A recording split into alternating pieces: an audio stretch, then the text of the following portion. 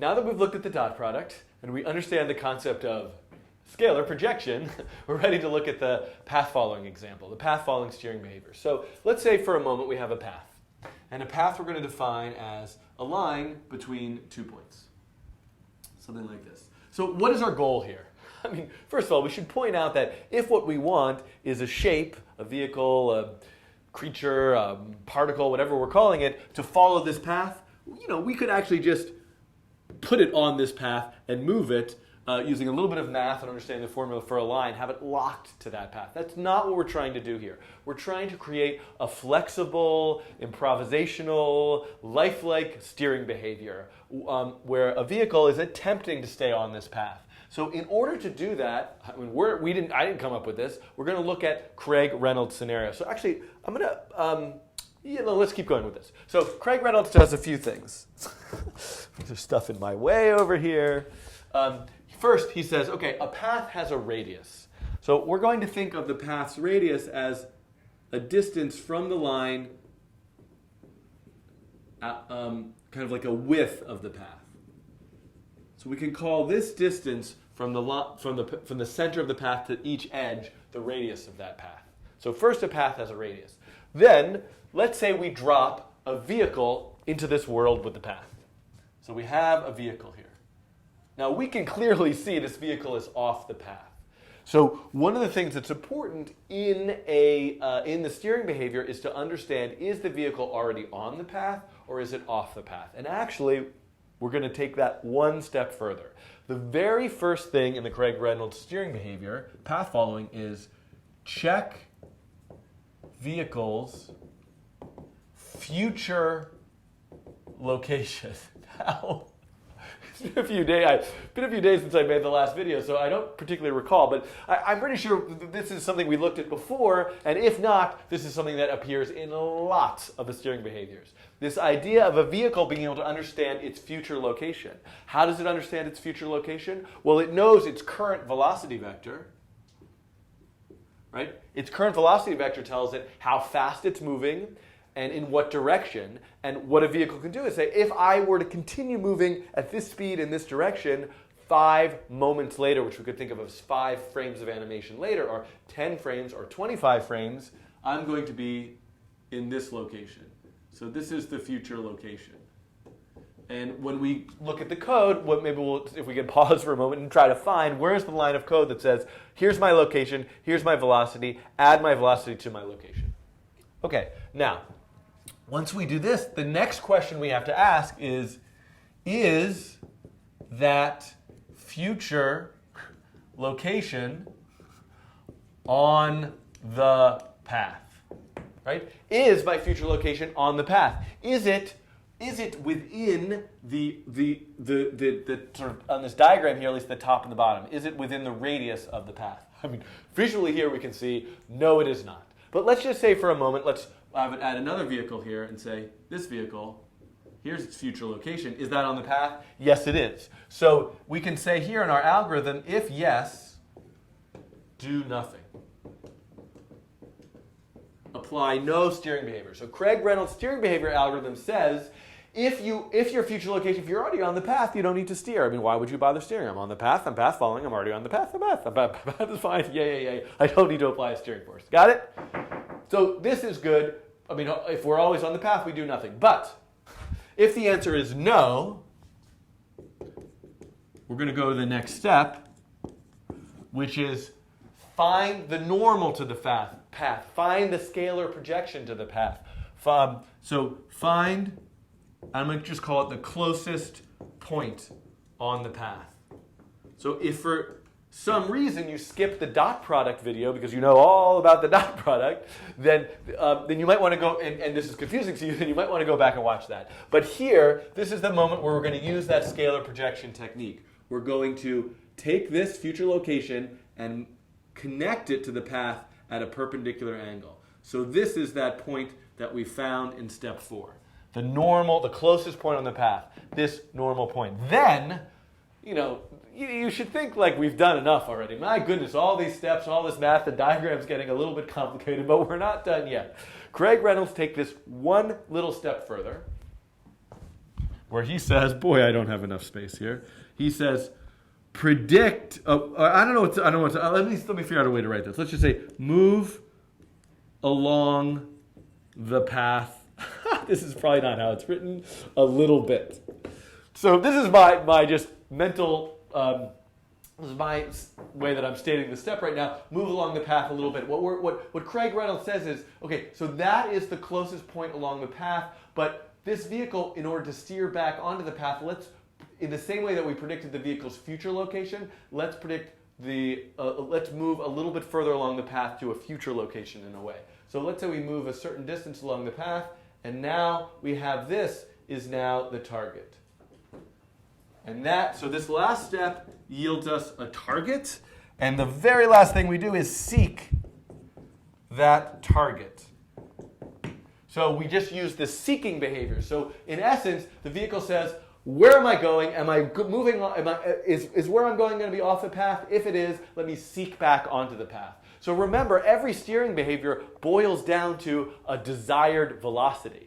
Right? What is my desired velocity at this moment? If I'm already on the path, my desired velocity is my current velocity. If I'm not on the path, my desired velocity is a velocity pointing towards a future target along that path. So we have an elaborate set of steps here, but luckily, we've learned all about vectors, we've learned all about the dot product, we understand about velocity, we understand about modeling motion. We have all the tools to implement this algorithm.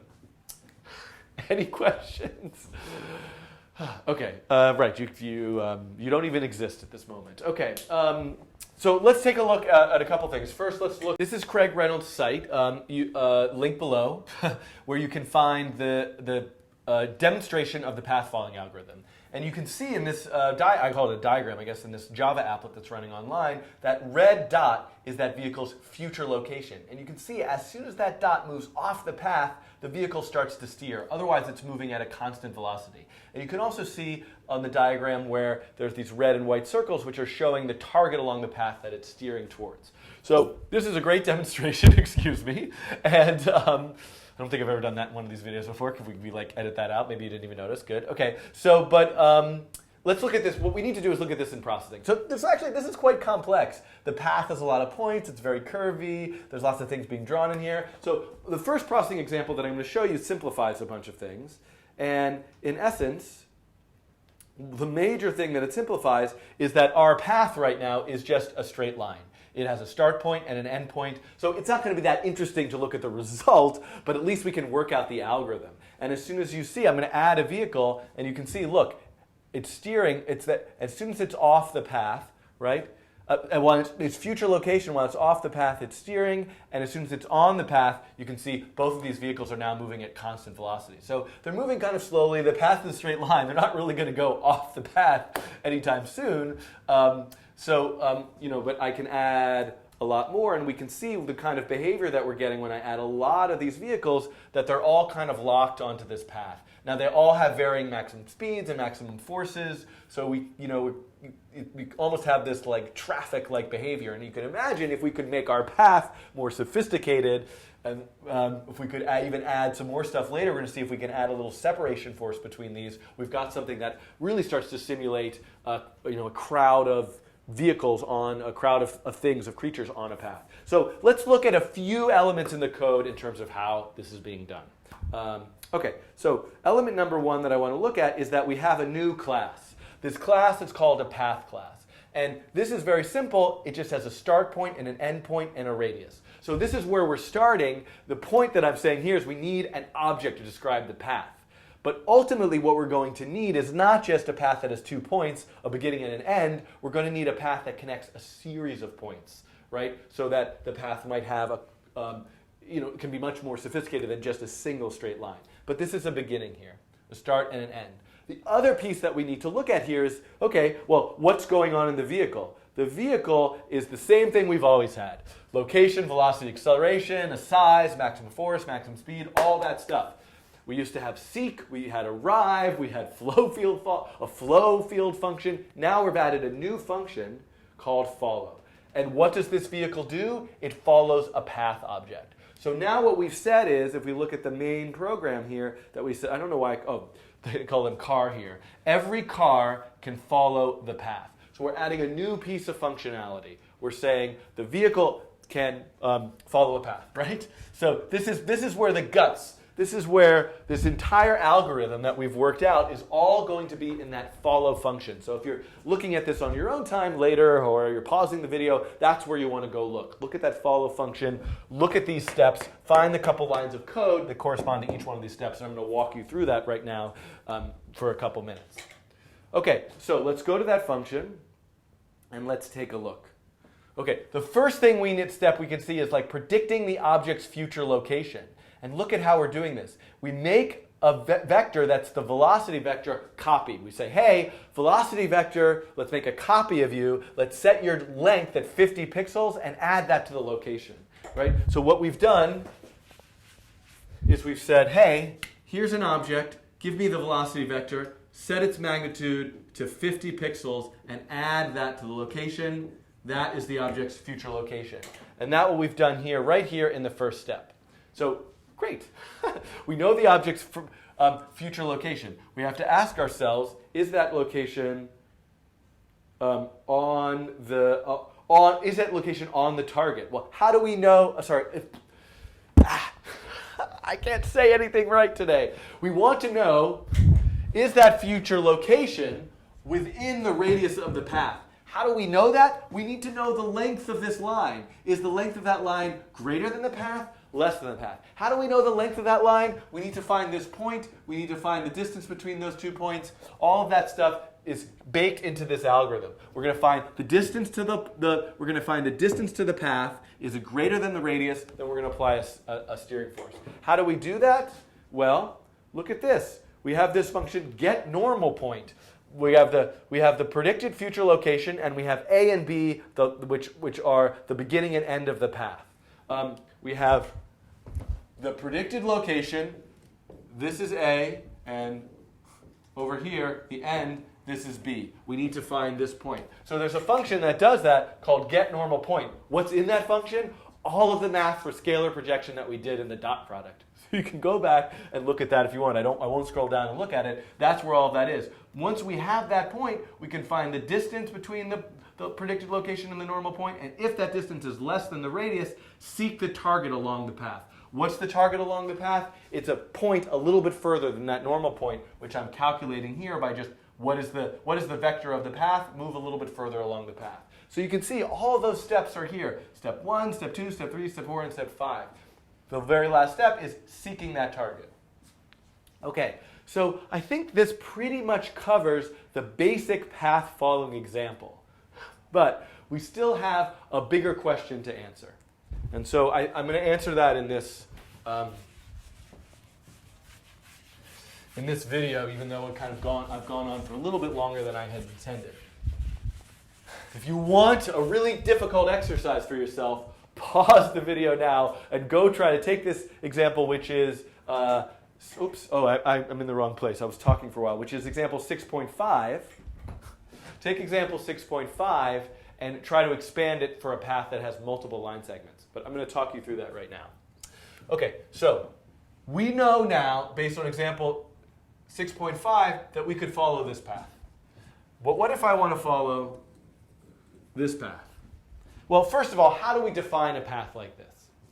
You know, we could do all sorts of crazy curve interpolation formulas to make this really beautiful curve. But the point is, if we can draw this curve, remember, we're just trying to get a vehicle that kind of looks like it's following it. So there's no reason why our actual path data couldn't just be a selection of points that's on this curve. So whether you're finding the contours of an image or you have a data set that's a graph, if you can get the points along the path, right, which we think of as which the data-wise will just be connected straight lines, but you could visually draw it however you want. It's going to look quite a lot like it's following this curvy path. Then if we can follow a single line segment, can't we follow a bunch of line segments? So that's step number 1. If we look at the next example, which I'm going to show you, minimize this, which it is right here, which is 6.6. The main innovation here is our path class now has an array list of points. Are you awake? Are you still with me? Right? It has an array list of points. It's not just a start and an end. It's point 0, point 1, point 2, point 3, point 4, all connecting and making a big path. When I run this example, you're going to see that here. And in fact, every time I press the space bar, I get a different path. And we can see, look, we have a bunch of vehicles now following this path. Okay, now that we've figured out what the path class has to look like, let's give ourselves a new scenario. So I'm going to actually draw a path as a series of connected points, which I'm arbitrarily drawing here on the board. It's probably way too complicated. We can see this. This could be a path that we want to follow. And let's say I have a vehicle, and my vehicle right now is over here, and here is its future location. Great. So what's step 2? Once we have a vehicle's future location, what we need is the normal to the path. We need to find the distance from its future location to the path. So let's work on that. Okay, I got it. Right over here, connect this, perpendicular line, there's my normal point. We're done. Yay, okay, goodbye. Okay, obviously I missed something. That was my little play acting thing here. Okay, but because, what did I miss? Actually, I got one right over here. Here's a normal to the path, and whoa, look at this. There's a normal to the path. I mean, I didn't draw that perfectly. There's one, and even weirder, like let's extend. Let's pretend this line was like an infinite line. Look, there's another normal to the path, really over there. So like, there's all these normals to the path because there's all of these line segments. I could make one for this one, for this one, for this one, for this one. If I extended this out, what do we follow? How do we pick this? Oh my God, we're so stressed out. I think we're going to be fine, right? Because we could come up with something. I mean, first of all, we could just read Craig Reynolds materials and be like, thank you, you came up with it. But it's not too hard to think of it. The whole point of finding the normal to the path was to find the closest point on the path to my future location. Well, we have a whole bunch of options. Why don't we find the one with the least distance? So if we pick the one with the least distance, which clearly from this diagram we can see is this one, the other thing is we can disqualify any where the normal is not actually on the actual path, even though we can think of all these lines. So this one can be disqualified instantly, and now we have to pick between these 3, and there's 4 and 5, which we can disqualify. We can see that this one has the shortest distance. So this is actually, the target that we're going to seek. We're not seeking a target over here or over there. So this is a methodology we can employ, and is in fact the methodology that you will see in my processing example. What we have to do is say, look at this line segment, find the normal. Look at this line segment, find the normal. Look at this one, find the normal. This one, find the normal. This one, find the normal. This one, find the normal. All of those distances, which one is the shortest? Pick that one to seek. So let's see if we go look in our algorithm, let's see what's actually changed in the code. Okay, so this was the example we were running. Let me turn it off for a second and go to the code, and we can find,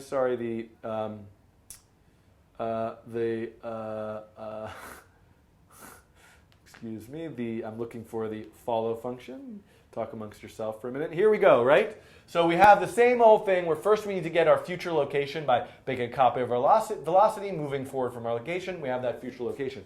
Look what's going on here. Now we're doing exactly the same algorithm we did before, but points A and B aren't just the start and the end. Points A and B are 0 and 1, 1 and 2, 2 and 3, 3 and 4, I and I plus 1. So we're going to do that, find the normal point, and find that distance for every single one. And what we're looking for is the world record distance. So if you walk through this algorithm, you see every time we're going to say, hey, is my distance less than the world record distance? If it is, the world record is my distance, and that normal point is the one we're going to save.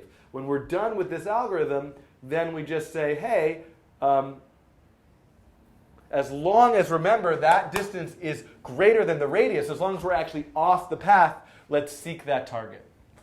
So that's the full algorithm. It's really, if you look at these two examples, they really are exactly the same. The difference is, in the first example, we're just looking at one line segment. In the second example, we're looking at a series of line segments and finding the one with the shortest distance. And if we run this again, we can see here that we get our vehicles following the path. And we can add a lot of them. We can keep. What's kind of nice about this, which didn't occur to me, is that if you have a path that's changing, the vehicles will adjust, which is kind of a nice behavior, somewhat similar. There's a lot of similarities here to the flow field following, right?